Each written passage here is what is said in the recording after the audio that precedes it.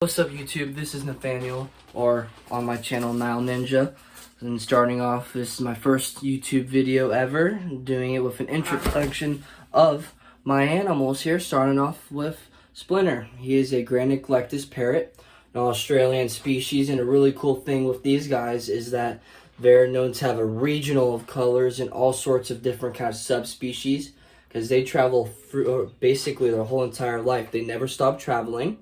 And every 4 miles they'll stop by to take a break and then just go straight back into flying.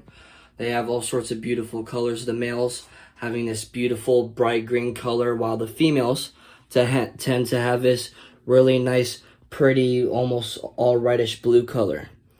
This guy here is Turbo. He's my 3-year-old mangrove monitor lizard. Now these guys are actually a really cool lizard species in my opinion.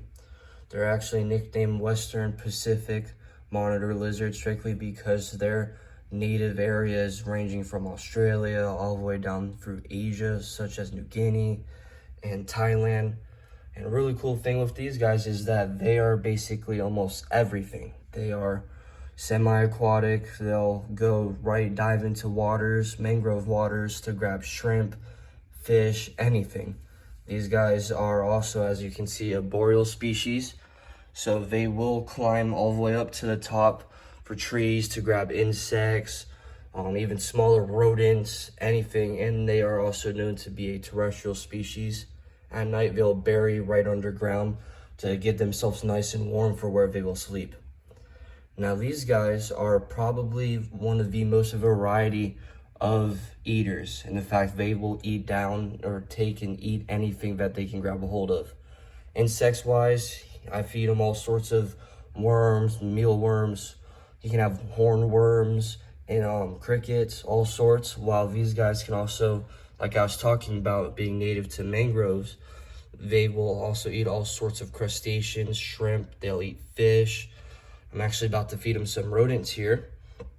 And an even cool thing too is that these guys are known to work together and actually hunt down and take down baby saltwater crocodiles.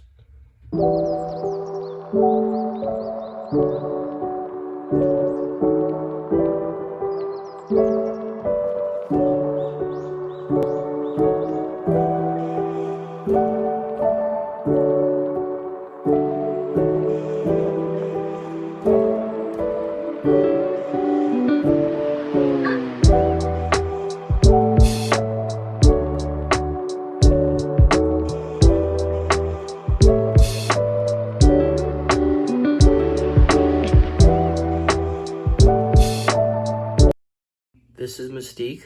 She is my baby, about 2 to 3 month old red-tailed boa. Now these guys got the name, as you can see, because of these beautiful red vibrant colors on their tail. And so these guys are one of the biggest boa species. The females can get up to easily around 10 to sometimes I've heard 12 feet long.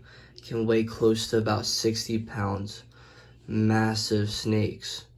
And then for the males, they usually tend to stay around 5 to 7 feet, and maybe about half of that size wise, probably getting close to like 20-ish, maybe 25 pounds.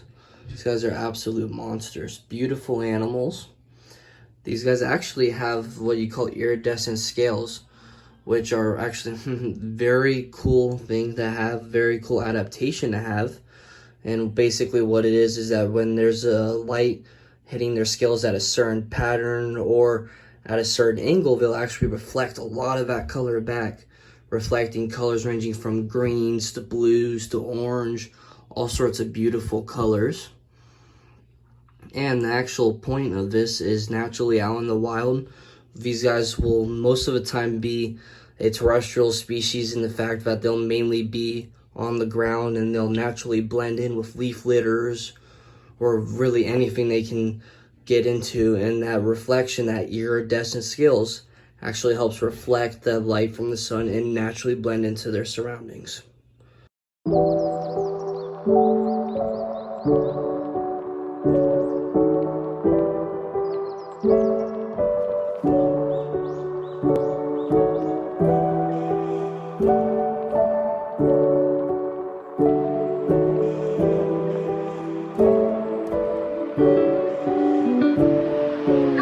This guy right here is Arbok. He is my baby false water cobra. Now these guys are super cool and very pretty species in my opinion. Now these guys got the name false water cobra, in fact, because they are not a true cobra. Now of course, if he was an actual cobra of what you think would naturally come to mind, the lethal bite and the venom, most definitely wouldn't be holding him the way I am right now. Now the reason why these guys are named false water cobras is actually because of the fact that cobras, they come from the family called a lapid or a lapidae. And with these guys, the false water cobras, they actually come from a different family called the Colubridae, which is a completely different family. That family, the colubrid family, has more of what you call taipans, mulgas, aka your king browns, coral snakes, kraits, stuff like that. Now these guys can spread their ribs and hood up just like an actual cobra, hence the name false water cobra.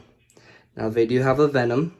It's not a venom you think of like an actual venomous snake where if it bites you, it could be lethal if you don't get actual automatic medical care. Now these guys have what you call a rear fang venom. So their venom actually comes from the very back of their teeth. So for this little guy here to envenomate me, he would actually have to chew to be able to fully use those teeth and those fangs in the back of his mouth. Now their venom, him being a rear fang venomous snake, his venom is not harmful to me at all unless I were to be allergic to venom, which I'm not. So this guy, his bite would be no different than a bee sting or ant bite, stuff like that. Of course, if you're allergic to that stuff, then you definitely want to be a lot careful with these guys. But for me, nothing to worry about. And these guys being not a colubrid, but these guys being a colubrid, they do not have heat pits like the boas and the pythons or the vipers. So they can't detect thermal heat, so they rely specifically on motion. So they are a lot more of a twitchy species strictly because everything is visual to them.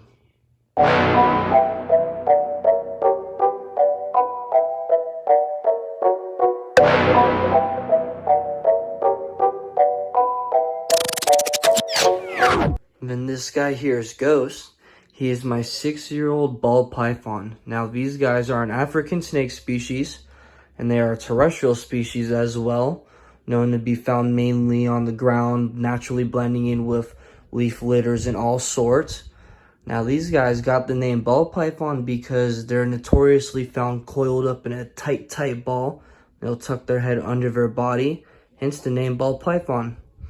Now a really cool thing with Ghost's genetics is that he's what you call a hypomelanistic, nicknamed Ghost because of the fact that they have these little patterns on the side of their body looking like miniature ghosts. And then here we have Wizzy. She is one of my 2 bearded dragons that I have. Now these guys are super cool species. They're an Australian lizard species, very typical to have as pets. Now they got the name bearded dragon because of the black stripe they have across their neck. It's kind of hard to see since it's under her scales, but they also have spikes all over their body looking like a dragon. And that black stripe kind of resembles looking a little bit like a beard. So they kind of put the two together, hence the name bearded dragon. Now the reason why they have these spikes all over their body is because of the fact that they use them as a defense mechanism, almost like a pufferfish.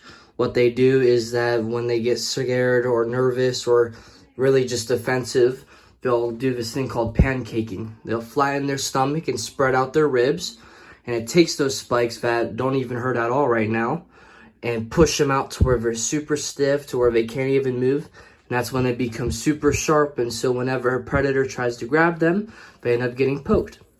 Last but not least, we have Rocket. He is my Moroccan Eurymastix.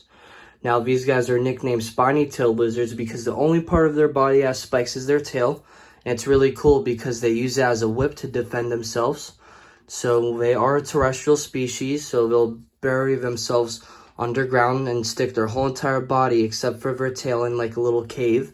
So if a predator tries to grab them or another lizard takes their home, they use that tail as a whip and hit them with those spikes on the tail. And that's how they get them to back off. Now, these guys are a very, very pretty species. They're usually he's usually a bright, vibrant green, but he's in the middle of shedding right now. And so the Moroccan Uromastyx, they are a decent sized species of lizards. They can get up to about the palm of my hand, even bigger, as you can see. Just very beautiful species.